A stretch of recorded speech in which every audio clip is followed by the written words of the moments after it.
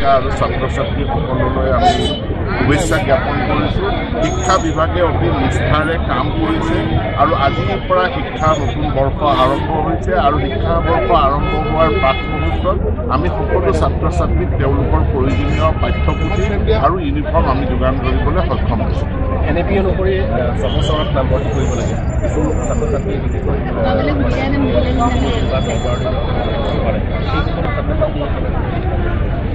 এনেকুৱা কোনো সমস্যা আমাৰ চৰকাৰী বিদ্যালয়সমূহত হোৱা নাই। বেচৰকাৰী বিদ্যালয়সমূহে খুব কম বয়সতে ছাত্ৰ ছাত্ৰী তেওঁলোকে নামভৰ্তি কৰায় আৰু যিহেতু শিক্ষাৰ অধিকাৰ আইনখন এখন পাৰ্লিয়ামেণ্টৰ আইন, গোটেই ৰাষ্ট্ৰই সেইখন ফল কৰিছে।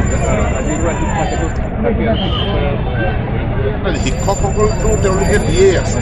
শিক্ষয়িত্ৰীসকলে তেওঁলোকৰ উপস্থিতি দিয়েই আছে, যোৱা বছৰো দিছে। এই বছৰ যিহেতু নতুন শিক্ষাবৰ্ষ আৰম্ভ হৈছে সেইকাৰণে তেওঁলোকক এবাৰ সোঁৱৰাই দিয়া হৈছে।